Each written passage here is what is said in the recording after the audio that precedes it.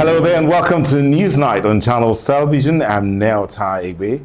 Today's conversation is a very interesting conversation.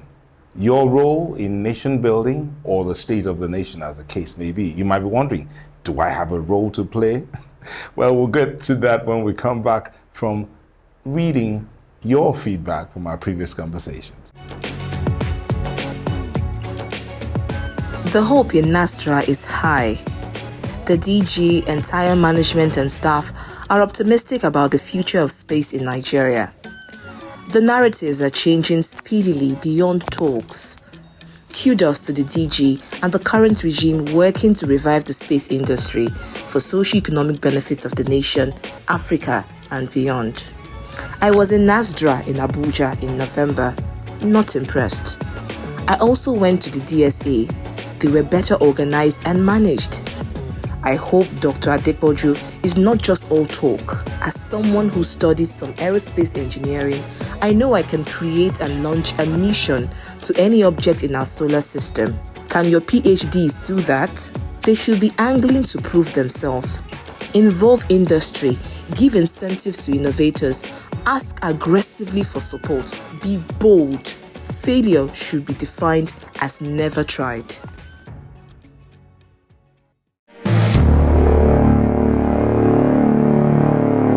Welcome back.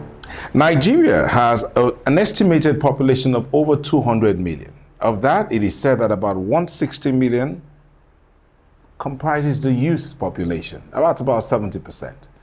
And then some would ask the question, are the youth even involved in nation building? Whenever we discuss the state of the nation, do we even consider the role of the citizens? What is it that ensures that or makes the youth unemployable? Is it about education or their personal drive? These are conversations we had with a serial entrepreneur looking at employability, job creation, and the state of the nation. He thinks that the problem is not the young man or the young Nigerian that's seeking for employment, but the leadership. He thinks the leaders are not visionary enough. But then he also has a word for you and I. What can we do differently? Newsnight sat down for a conversation with Dr. Iyke Ukweh, a serial entrepreneur.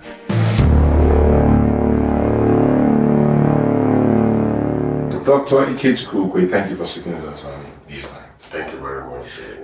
It's, well, I called doctor, and one will be expecting that we'll be seeing you in your white robes or blue robes with a stethoscope around your neck. So just walk us through this from medicine to the IT to business. So tell us about it.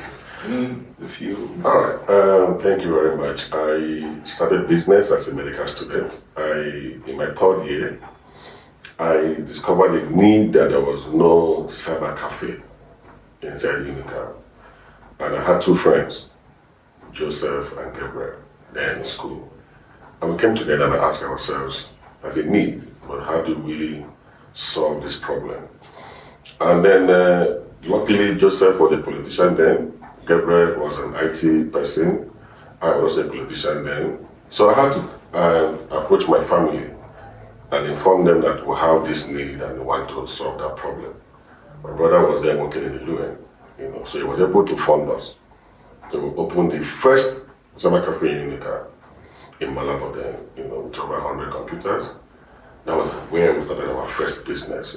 From there, we progressed into developing softwares for schools. And then we did that until we finished school. The company was dissolved at the end of that time, so I moved into my own personal company. They all moved into other stuff. From there, we progressed. I continued in the IT section. We developed softwares for institutions, for states. At a stage, something happened in our life. I got married and had my first two sons. And then my wife was pregnant for the third one. And we got into this hospital in Calabar. She had a baby, and the baby died. And the reason the baby died was because there was no light. The baby came out very healthy. We took pictures, posted on Facebook, the baby have arrived. Few hours from then, they said, they took light. The baby was in there, warmer, from there. And then they said there was no light. This happened on the 4th of January. started looking for where to buy it. I bought the generator, bought oxygen cylinder, bought everything I can buy. I could buy on that particular day. By the time I bought the last drug and I was coming in at about 6 p.m., I saw the professor standing outside. I was a doctor in that hospital. My wife was a doctor there. My father-in-law was a doctor. My mother-in-law was a doctor. In the same hospital. And we lost that baby. So as I was stepping out of the hospital, something dropped in my spirit that there would have been many other persons that would have lost their children because of no light, no oxygen availability, the environment wasn't conducive for women to even give birth. That was where Aruba came in. That was how we bettered Aruba Hospital, which was never in the picture before now. So you ventured into the business world out of need. Yes. Now, let's look at the Nigerian space.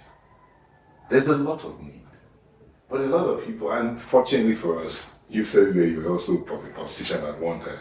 There's a lot of need, and many people will look to government. Why do you think that's so? As some will say, government is supposed to create the environment for the businesses to thrive. But then there is a school of thought that says government has failed in that aspect. Yeah. The common saying that governments have no business in doing business. We have said this over and over again. I'll give you a small story before I answer that. I went to an institution. The institution wanted to build a fish farm. They invested heavily. They went to Lome in Togo. Yeah. Studied how the guy did his own fishery, came back to the school, built a wonderful one.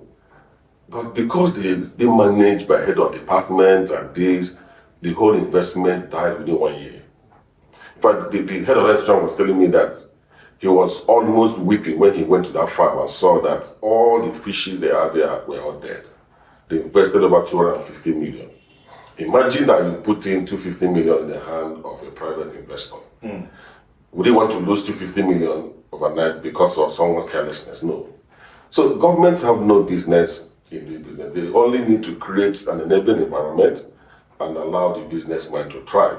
What governments need to do is to provide the basic infrastructure and security of life and property, while the businessman comes into the place and solve the need. Nigeria have that need. And for instance, look at the state where we live. There is no reason why Nigeria will still be importing anything food when there is Cross River State. Do I need to explain for you from Bakassi to Akpabuyu can provide us all the fishes we need in Nigeria and beyond. You move to Iyke, all the cocoa in this world can be gotten from Iyke. You go to Kubra, you can plant all the rice. Go to Ogoja, you can do all the yam. Go to Yala, you can do yam. So why are we looking for food? So governments only need to create that environment. There is no need to say they are looking for foreign direct investment. The investors are here. They only need government to come in to partner with them to be able to do these things right. But government will tell you that they've been trying to do this. But it's people in opposition parties, for example, I don't know if you're in the opposition party, but it's people in the opposition party that are not letting things thrive. You politicians are the ones ruining the investment of government in the area of infrastructure and development. No.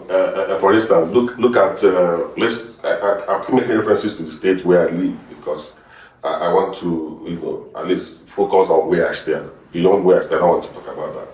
Now, imagine that we have good road network. From here to Obudu. And imagine that all people that want to evacuate their food products from that way can have a smooth ride into Calabar. Will the cost of food still be expensive? No. Now, if you go to Goja today, you can buy a tuber of yam for 1,000. But that same yam, when it gets to Calabar, is 5,000.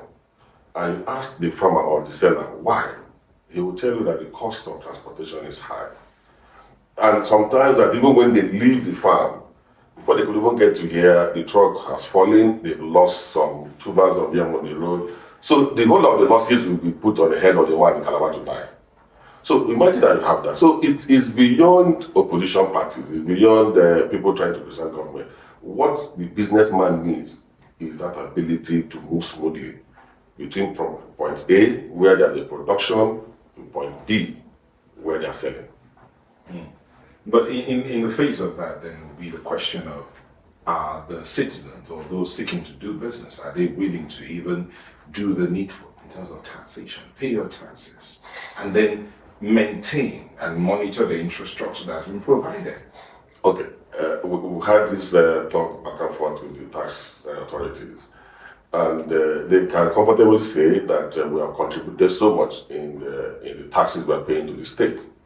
Now, even when you pay your tax, it's even difficult for you to hold government accountable. You know, when they come, they say, okay, pay and hold accountable. Now, okay, how do you hold government accountable? That I've paid my tax and then I still provide my security, I still provide my water, I still provide my power. Then how do you hold government accountable? And they still come to you for the tax. For any month you don't pay your tax, the tax master will be by your gate to lock it up. So how do you now hold the same government that doesn't want to, provide those infrastructures you need to thrive? In developed world where people also pay taxes, do they look for security to be by the doors? No. The government provide water for them, yes. The government provide good roads for them, yes. So we need to begin to think within ourselves that what are we doing to support the businessman, to make him happy to pay tax. Finally, to also know that nobody is happy to pay tax, even in the developed world. You've heard the rich men abroad that they are being pursued after because they're not paying tax. So how much more in Nigeria? When you say nobody's happy to pay tax, but we all know that paying the tax is part of the way government generates revenue for the work that needs to be done. Absolutely. I mean, I drove through a portion of somewhere in Atlanta, and I noticed that the roads were bad. And I asked the question, I said, do people here hardly pay tax? So we know that the taxes contribute towards the done. So why would you say nobody's happy to pay tax? No. Because people feel that government is not even utilizing what they're paying for, to solve the problems that they need. And if, for me, the personal opinion, and I look at my environment, I turn on my tap water, is from government. I don't need to put on the generator, light is there, I pay my bills, and I drive smoothly from here to my house, and I want to go to Ukweh, I drive smooth on the road and go, I'll be excited to pay the tax, knowing that it's being used for what is benefiting me and people that are working around me. But where it is not working, it becomes a problem. I love the discussion ongoing now about the tax reform and some of the incentives that are there. I remember that one of them is that companies that have more employees in their team have a benefit of having some tax incentives. And then those who are earning less than 800,000 per annum will not even pay any tax. So they are shifting the burden, more to the rich and freeing the people from the lower cadre, which I believe is good. So that those ones who are there can also utilize that money they have to fend for their family. So let the tax burden gradually move, to the rich. They called me one day and said that that my status in the States have changed. And I asked them, how do you know my status have changed? And they started reading out our investment. I said, yes, I'm willing and I'm happy to pay because I know that, yes, my status have changed. But do not put that burden, on those who are also working that are earning less than 80,000. Because I discovered that whenever I have a staff meeting with my staff, they will keep complaining that, sir, we start here nothing from us. Can't you stop? So I'm happy that the reform is happening. At least those who are earning less than that 800,000 will not pay any longer. Let us that are earning more than that be able to pass upon government. But okay, so this matter of taxes, and we'll still get to talk about employment. Now, in the face of things happening, you say you provide your own infrastructure, you provide your own road, you provide your own light. But then when we have issues when we get to elections, we still have that matter of how do we select even those who will step in there, and do they have the vision? Because many times we don't listen, the electorate doesn't listen to hear the vision of the person who's seeking office. It's about which party. Has he done it before? What has he done before? That's what a lot of people do. And you are one of those who tend to, how do you say this? Whip up emotions. Get the people to vote this person in my party. So is it a question of party or vision? Well, honestly, I can tell you for free that the masses don't even listen to the manifestos of those who want to lead us. Unfortunately, our politics is more of a tribal sentiment, and then they drum up that is amber of it is our turn, to rule. If a university can even, insist on zoning, how much more state? University has all the professors in this world will tell you that, it's our turn to produce the next vice chancellor or director. And then you ask yourself, if at that level, where you have people of intellectual capacity of that high, are struggling to zone positions among themselves, then what happens to the state? Now, where the illiterates are even illiterate, even those that are literate enough want to ask, what is in there for me? So if, for instance, I am from a particular government and I know that this will benefit me, I push that narrative. I will say, it's our turn. If this man gets into the office, it's our turn to get this and this and that. So the politics here is played based on, it's my turn, the sentiment of it is the tribal sentiment and tribal war, and then nobody pays attention. If you go on the streets of Calabar and ask people, what is the manifesto of our current governor? You'll be shocked how many people that know about that. When he was contesting, I took time because I was part of the team, that when we were in Ukweh's palace, he came. So I insisted that I wanted to read his manifesto, and I got that. That was where I saw for the first time that he put this people first agenda has been in his manifesto. So he has to pursue that agenda as he has stated in his manifesto for now. So our people don't look at what the politician put out there in terms of promises or what they will do to lead us. Unfortunately, that is where we have found out. So are you saying that the problem is actually the citizen? Yes. That means you're part of the problem, that's it. Absolutely. Now look at what happened in last election. For the first time, luckily I have voted in almost all the elections in Nigeria. But I can tell you that the last election was the first time Nigerians voted. Unfortunately, the votes didn't count in some extent. But that was the first time Nigerians voted. If you look at the statistics of what they are quoting, that those that voted 4 years previous to that day had more numbers than now. No, those were all numbers that were forged. For the first time, that last election that we had was a true picture of Nigerians voting. Unfortunately, their votes to an extent. So the votes and the results do not didn't tally. Yes, didn't tally. To some extent, it tallied. At least for the first time, people that we didn't even know emerged from some parties that we didn't even know. So that means at that level, the votes counted. But what happened at the end of it is what we can say today. People have had their narratives of what happened, but that's fine. But we have found ourselves where we are. What we desire is just good governance from those who are there in the office to lead us. Tell us about this thing about good governance. When you say good governance, what is it? I had the privilege of sitting with someone who works in an office, in the government office. He's no longer there. And he said he was removed from office because he wasn't sharing money. So, is good governance sharing money? So when we say we want good governance, we've had protests and bad governance. Absolutely. So which one, what exactly do we call good governance? Okay, because governance also includes you paying your taxes. Absolutely. So let's talk about good governance is more of an intentional leadership. When you're intentional, it means that you are following in details what that office entails. For instance, you are the head of a parastatal, and then you say that you don't want to share money like you just said. And suddenly those around you see that your lifestyle have changed. They knew you when you came into office. Probably knew you, that you had just a house, or probably you don't have a house. And suddenly you have houses and you are preaching to them that, we can share money. And they are noticing that your lifestyle is changing. And they know the amount of money you earn. So at that point, they will gang up against you. But when they know that you say that we want to follow due process and doing good governance, and they see that you preach what you say, they will follow you. I've seen offices where people have gotten, they've done so well, and they finish their tenure. For instance, the guy that was contesting election there at Labour Party, and he keep telling you, go and verify.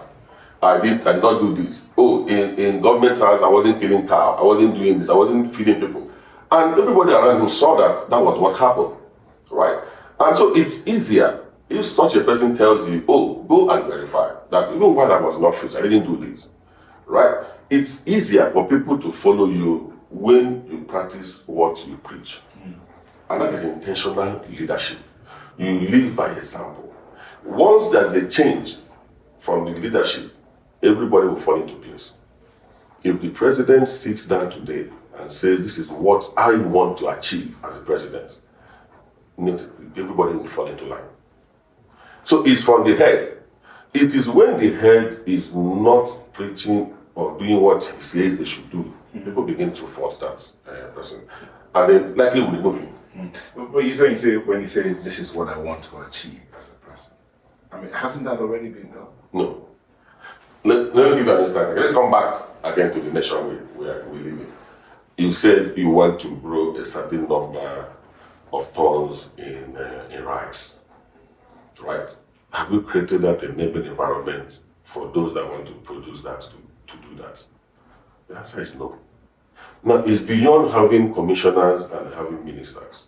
The issue is when you sit down with your team, what mandates have you given to them? And what environment have you created for them to excel? Now, if a commissioner knows that the governor wants to have this result, the governor says in the ESCO chamber that in the next 2 years, I want to see Cross River State grow more rice, have more fish ponds, have more yam. Commissioner of Agriculture, I need in 2 years for you to give me a roadmap on how this will be done. I will evaluate it. Yes, by 2 years, you see. Roadmap in 2 years? No, the roadmap on how you achieve this in the meeting. Then by 2 years, I want to see this happen. Now, at every 6 months, you have your key performance indicators that are going to use to judge the person. Now, when you hire commissioners, do you provide the key performance indicators to use to judge them? You have to do that. So as the CEO, today I can say to my staff, and I said, I expect you to do this for me. And at the time, we're not evaluate you after 6 months or 1 year. I'm looking at what you have told you to do for us. If you have done them, we'll move you. If you have not done them, we'll keep you where you are. I will take you out. So this is how governance should run. Governance should be able to run with, I have hired you as a commissioner. I have given you this task to do for me. I will evaluate you after. Unfortunately, they just run politics as if I'm a gas boy. You know, Oga is my friend. Therefore, whether you are doing well or not, you are untouchable. No. Governance should go beyond that. That's why I said it's intentional leadership. You must sit down with your team and ask them, what have you achieved since you came into this office? It's not theory. They say results don't hide. Yeah, results are there. If Cross River has increased in growing agriculture, you will see it in everywhere. The market will be flooded with food. But again, you're moving this thing back to the government. You're moving it back to the person who's occupying that number 1 seat or number 2 seat, which at whichever level, even whether in business or in government, as the case may be. We're talking about good governance here. What about the role of the citizen? I mean, I am a citizen. You're the one in charge. Yeah. Let's say I'm working in one of your investments, and you've asked me, you've given me key performance indicators, but I come to work, and I'm supposed to be at work at 8, 9, I come to work at 10. And I expect that I'll be paid my salary. I have the key performance indicators and I'm meeting them. But the attitude with which I'm meeting them is also rubbing off on the people who are working with me. So where I'm going to get is the role of this citizen in achieving good government. Because sometimes we think that it's not needed. Yeah. I mean, we don't need that. Yeah. People jump red lights. Absolutely. When they're supposed to be waiting. Absolutely. They see the green light, that's when they're messing up. Absolutely. Even the man who is supposed to be managing the traffic, the light is green, that's when he stops the vehicles. Probably because he has seen one man who's whining his siren on the other side and wants to free that person. Well, how does this all come in? Now, let's take it from the angle of the light you just mentioned for traffic. Now, if you don't have punishment for bad behavior, people will keep behaving badly. The reason why today, that even if you are running late to work abroad, and you see red light or amber, you must match break. Because you know there's the consequences for failing to match your break at that point. Now, why it doesn't happen here? Because you know that there are no consequences for bad behavior. Now, who should enforce those consequences is the government. As I said, intentional leadership puts in measures to punish you when you fail and reward you when you do well. That is the reason why there's a difference between what happens abroad and what happens here, because those people are putting checks and balances. If you do this, we'll punish you. We don't need to speak grammar. There's nothing to ask you, oh, why did you beat the light? You start negotiating with the traffic officer. No. When Newsnight returns, we ask Dr. Ukweh, what can be done differently? Is there some price that can be paid? Dr. Ukweh, thank you again for speaking with us on Newsnight. Now, earlier we were talking about our conversation started with your journey down to why we need systems in place, and you put it on one person. But how do you expect, and the absence of a system here, I'll put it as part of the challenging economic environment. I'll put it. So how does one adapt in a challenging economic environment? Okay, for me, I think one is to equip yourself with more knowledge. For instance, when I finished medicine, so I did IT, and I knew that what I was doing, would not be able to, fund the type of lifestyle and the type of things I want to do. Vis-a-vis the challenges we're facing economically in Nigeria. So you need to diversify. You've heard people scream that it's difficult for you to survive in this nation with one stream of income. Now, so you need to find alternative ways to begin to rake in income that is that does not impinge on what you're currently doing. The people have talked about this issue of being entrepreneurs and intrapreneurs. Now, an entrepreneur is someone that has built a business able to thrive. Another one is thriving that does not require your full attention at any point you need, to be there. Whereas an entrepreneur is someone that is already working and tries to set up something that does not affect his current place of work. For instance, civil servants are allowed to do farming. So you are doing your work as a civil servant, and you have other things that you are doing. You have a farm. Yes, that's specific. That's what the law says. Yeah, you have a farm. But some have other things. Yeah. So we stick to the law. You have a farm. Okay. Yeah. So those are the things that you need to have and broaden your knowledge and your ideas of what you want to do, to be able to adapt to such challenging that we currently have now in the nation. Yeah. So how does that apply to the Nigerian youth? Nigeria has a large population, and by 2050, Nigeria's population will have tripled, according to the UN report. But in the midst of that large population, over 60% are youthful. As I say, Nigeria has the largest youthful population in the world. And of that 60% that are mostly youth, 70% are considered unemployed or underemployed, as the case may be. Is it a question of knowledge on the part of the youth to adapt, or things are not just right? Okay, I take it in two perspectives. One, I'll look at the youth first. Are you employable first? That's what I will ask the youth. Are you employable? Now, there are employable skills that are required in any sector you want to get into. If, for instance, I want to... I might have to stop you there with that question. Are you employable? Yes. The youth will also ask you, did you train me well? Because the education system that you put me through, that I had to go through, did not prepare me to be employed. No, that's not true. Now, yes, I also blame our education system, right? But you have to make conscious effort to improve your own skills. For instance, you've seen in the banking sector, for instance, now where even doctors work in the bank. Why? Because that banker, that doctor has gone to acquire some additional skills. As a doctor, I wasn't trained to be in a bank. right? I was trying to manage human beings, not money. Now, in the course of my studying medicine, I would have deviated a bit to study Microsoft Words, and I've done some basic economic accounting and everything. And then I go for interviews and I sit down with someone that did accounting and I will score better. Because of what I have decided on my own to acquire some additional skills that make me employable in that sector.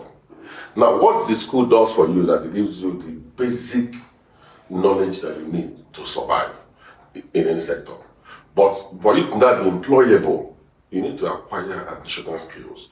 For instance, you want to come into the hotel industry and you want to be a chef. They've trained you as a student and you read nursing, for instance. And it could be that you know how to cook from your house. But you need to now do some additional paper training to now go to a hotel and say, oh, I want to be your chef.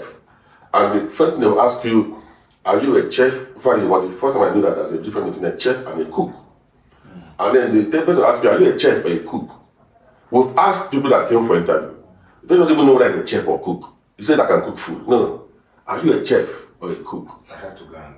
Yes, there's a difference between a chef and a cook. Okay. Yes, so by the time you ask the person the question, it throws him off balance or her off balance. And she now wants to ask, what's a chef? What's a cook? So you need to be able to have some certain skills, do some certain meals to be able to qualify to call yourself a chef. And if you can't do all those things, you are called a cook. So the youth, if you desire to work in any sector, you must be able to acquire additional skills suitable for you to work in that sector. Where you don't have a skill, you leave the person to employ you at the mercy of putting you anywhere.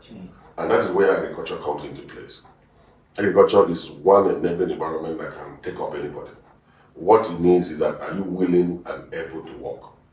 If I'm doing fish farming, I don't need somebody that has all the degrees to employ. But again, let me interrupt you here. Agriculture has a potential to take up any and everybody. But you see, that agriculture is in an environment with an unstable economy, currency fluctuations, policy changes in business. That's on one side. Also, the kind of agriculture we practice here does not have any value added. So we're just harvesting the raw materials, and either they are rotting away or we're selling them off. And sometimes we even attempt to want to export unprocessed agricultural products. How does that benefit us? Now, it comes back to government again. Anything I'm speaking on, I keep talking about this issue of putting systems in place. Now, for instance, in this state, we export cocoa in raw states, right? A former governor came in and said, I want to build a chocolate factory where they can process their cocoa, and then the value chain will increase. Harvest from here, process from here, then we export the finished product. That didn't see the light of day. Now, can government create that enabling environment for institutions and companies to come in to now build factories that will take up the raw cocoa from the farm, process it here, and probably sell the processed finished product? Now, you have increased the value chain of cocoa, because it is no longer us buying to export, we are now buying to process. Now it increases the amount of people that you're also going to employ, because it is no longer those carrying the bags to the car, to probably the ship and send away. You're not going to employ those that will process it, those that work in the factory, those that will package it. So the people that you're going to employ has also increased. Like I said, agriculture is one sector that can mop up a lot of youth, unemployed youth, because from the point of farming, we introduce mechanized farming, bringing the youths to be able to help us, harvest and do all those stuff. And then they process it. That line or chain of movement has people doing all those things. If we have a system that is working, that has all the finished products being produced here, even Gary, we went to Cote d'Ivoire one year and I discovered that in Cote d'Ivoire, they don't eat Gary. They process the cassava and they use only the starch. And they threw away the Gary. So we were talking to the people. It was in French, so it was difficult to communicate a bit. But we discovered that they throw away the chaff because they make more money from the starch that are producing. So imagine that we have such things happening here. We have the Gary to use, We still produce our starch. We're eating garri, not eat garri, so eat garri. So we have all those processed machines that can process all these things. Why wouldn't you have more people employed? So even if you don't want to increase or improve your skill, we can put you there to work. Just train you and you work. Okay, so, but in this sense now, and which is something you alluded to earlier, when you and your friends that started the IT business, when you finished as a youth, you ended that company and you all went your different ways. So it paints a picture of the Nigerian youth who is taught to go solo.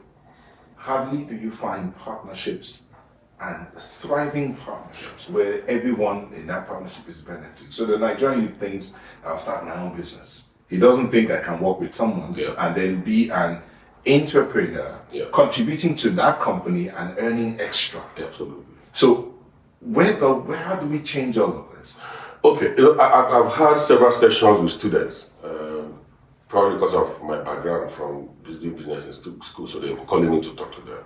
And one of the things I keep saying is that what will keep you guys together is documenting what the structure of that business should look like. That was our first failure. We never had a structure documented in how to share revenue, in who to lead the company. That was the first time in my life I saw that the company was being run by three of us.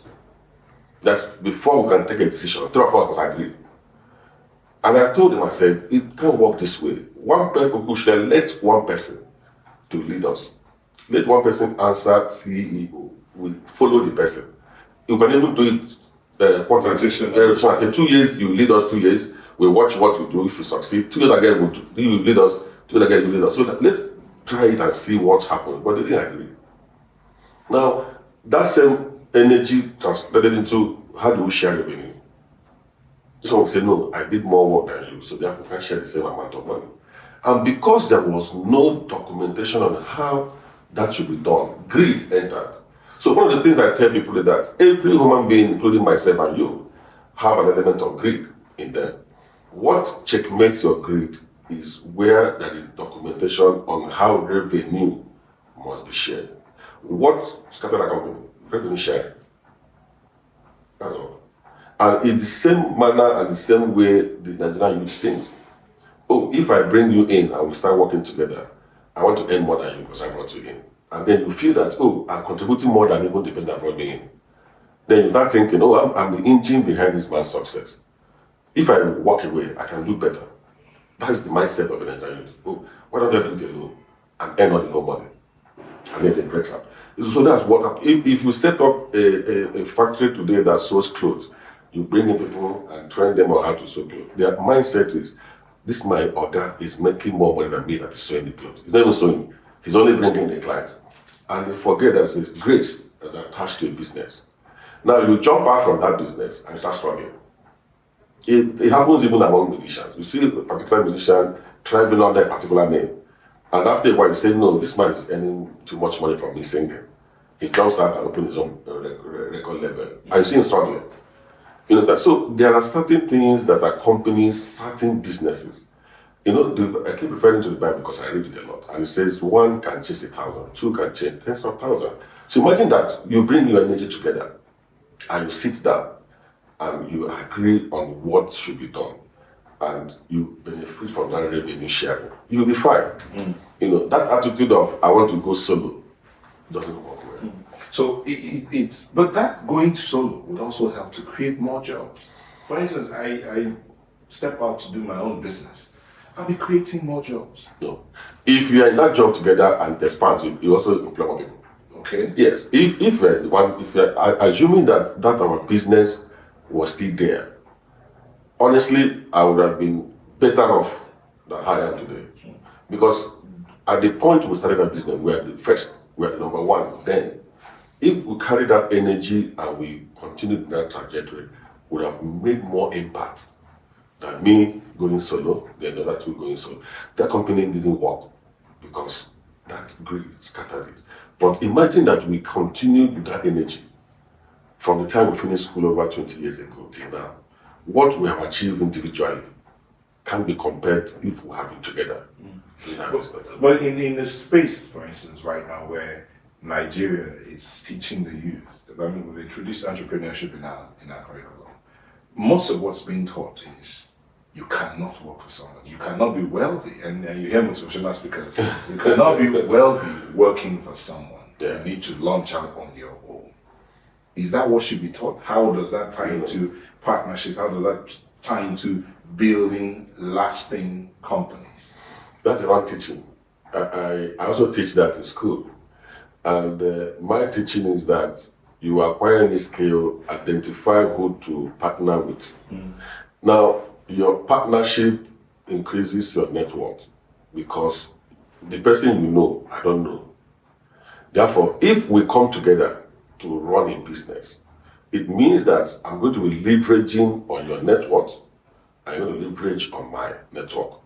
Now, if we put that together, we're going to make more money than me going solo. Therefore, if I am doing IT, I keep referring to IT because it's a sector that has a lot of people coming together, and I can do software. And then my fellow friend can do Java, I can do Python, I can do this. And we start looking for work. It's possible that the persons that I know that will attract to that business and the person he or she knows will attract to that business will be higher. That was what happened to three of us. At the time we started the business, I knew some certain people that gave us job. Other person knows some certain people that I never knew that gave us job. The other person knew some people I never knew that gave us job. Now, we started increasing that way. Now, at the time I started doing solo, it means that I can only grow within the circle of those that I know. And this other man can only grow within the circle of where he knows. And his income is dependent on who he knows and who he works for. The same thing happens to me. Now, imagine that I am bringing my own, he's bringing his own, the other is bringing his own. I'm benefiting from money from here, money from here, money from... The same way goes three of us. We're going to make more money than us going solo. So I teach students, I said, don't have this mindset that I want to work alone. You must be able to identify who shares the same vision with you, who shares your kind of lifestyle you want, incorporate them, but document how you want to work. Yeah, the documenting has been mentioned a couple of times here, documenting. But you see, when you spoke earlier about acquiring knowledge, it's one thing to acquire the knowledge, it's another thing to apply it. Yeah. So when you say document, would you document what you don't know?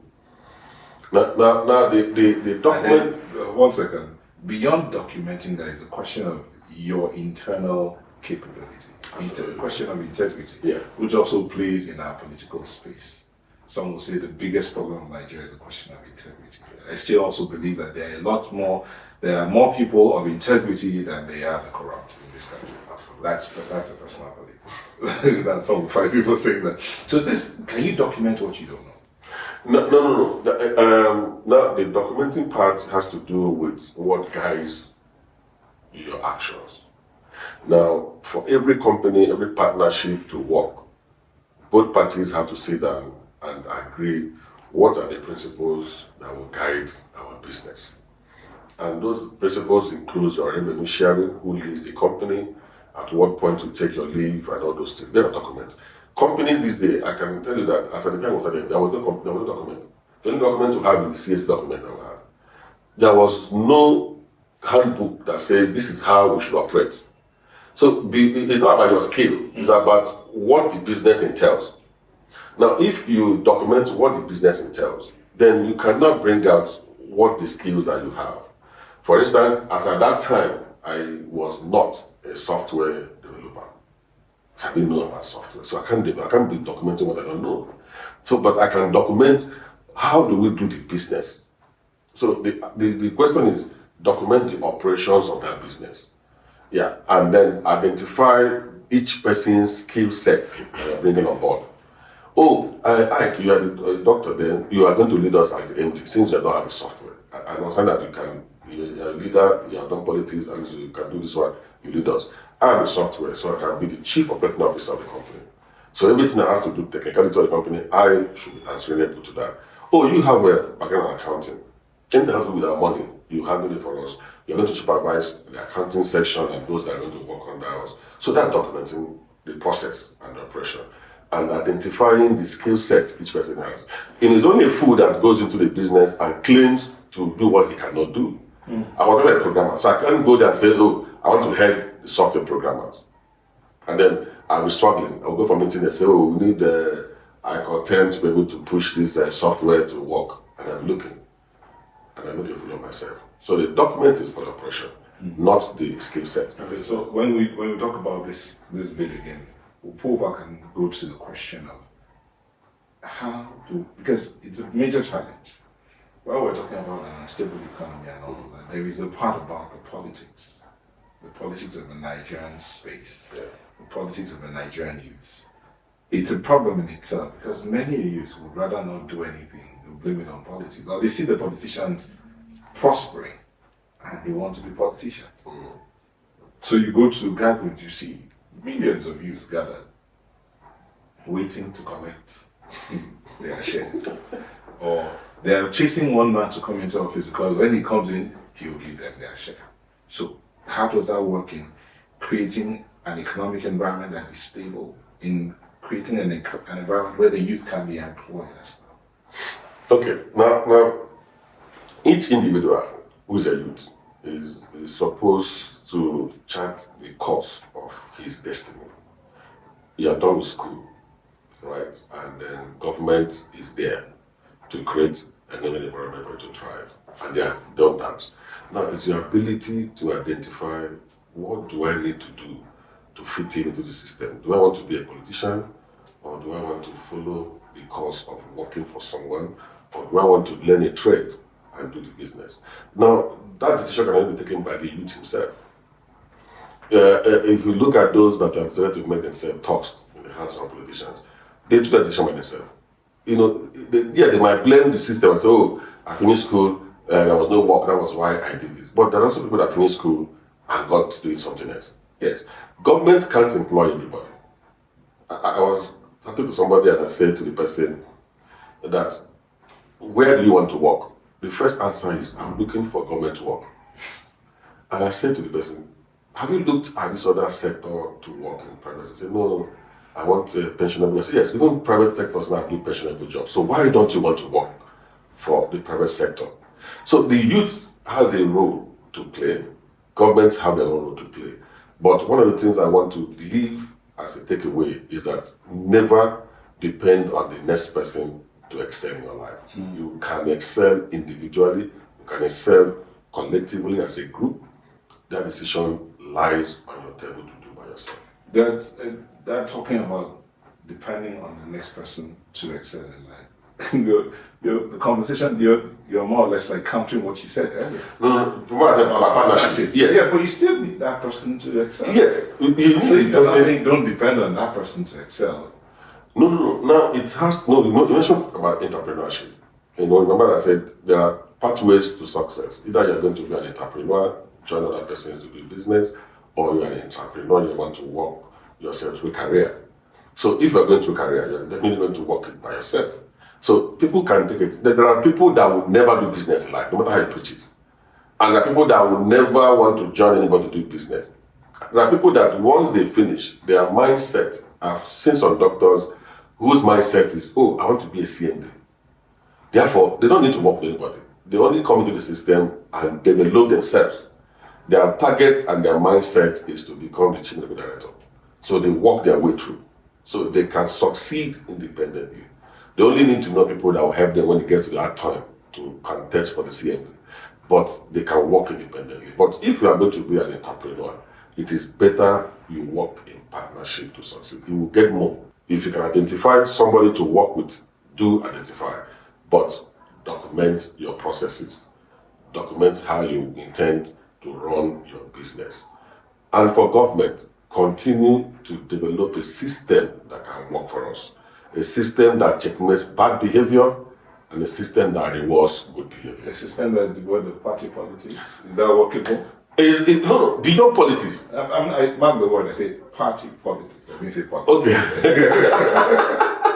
Okay. In this state, whether you're APC or you're PDP or you're Labour Party, we are suffering the same thing. So government should look beyond party politics and create an environment where everybody can thrive and excel. Because government needs the tax of a PDP member. the tax of a Labour Party member, the tax of an APC member. It's not only APC people that pay tax government. So why should government look at party politics? So they should look beyond that and create an environment that allows all to thrive. Thank you so much. Thank you very much.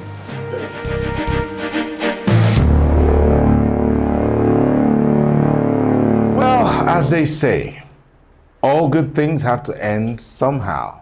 Is it just good things? Everything has to end somehow. I want to thank you for letting us be a part of your day. Just let us know what you think. Our handles are right there on your screen. Send us a message, send us an email. Of course, we'll bring it back here to everyone else to read. Till we bring you another edition of the program, just go back and watch this conversation again. You will enjoy and be glad that you did. Just go to channelstv.com/podcast to get started, or youtube.com/channelsware. Till we bring you another edition,